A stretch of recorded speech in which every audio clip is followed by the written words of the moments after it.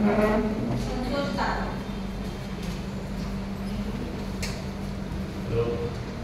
मी संतोष शाहपूर ठाणे. कवितेचं शीर्षक आहे खोलवर माणूस. की पक्षी कापण्याआधी त्याच्या चोचीत थोडं पाणी ओतून अलगद मानेवरती त्याच्या धारदार सुरी फिरवून खोलवर माणुसकी लावता येईल.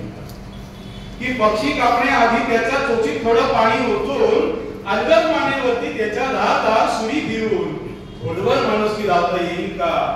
पीक पाणी सुरक्षेसाठी शेतातल्या गाईला काठीने झोपटून कृत्रिम पुण्य हवे म्हणून शहरातल्या गाईला गवत चालून खोलवर माणुसकी लावता येईल का? की पीक पाणी सुरक्षेसाठी शेतातल्या गाईला काठीने झोपटून कृत्रिम पुण्य हवे म्हणून शहरातल्या गाईला गवत चालून खोलवर माणुसकी लावता येईल का? कृत्रिम अपंग केलेल्यांना गर्दीत भिकेसाठी धाडलेल्यांना जुजबी करुणा करताना एक दोन गाणे सरकवताना खोलवर माणुसकी लावता येईल. ही कृत्रिम अपंग केलेल्यांना गर्दीत भिकेसाठी धाडलेल्यांना जुजबी करुणा करताना एक दोन गाणे सरकवताना खोलवर माणुसकी लावता येईल का?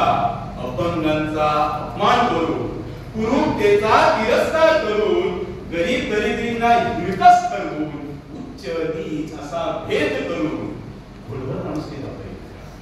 की अपंगांचा अपमान करून कुरूपतेचा तिरस्कार करून गरीब गरिबींना हिळकस ठरवून उच्च नीच असा भेद करून खोलवर माणुसकी लावता येईल का? निराधारांना आधार देऊ गांजलेल्यांची सेवा करून आरोग्याची गंगा वाहून शिक्षणाची क्रांती करून खोलवर माणुसकी लावता येईल ना? की निराधारांना आधार देऊन गांजलेल्यांची सेवा करून आरोग्याची गंगा वाहून शिक्षणाची क्रांती करून खोलवर माणुसकी लावता येईल ना? खोलवर माणुसकी लावता येईल ना?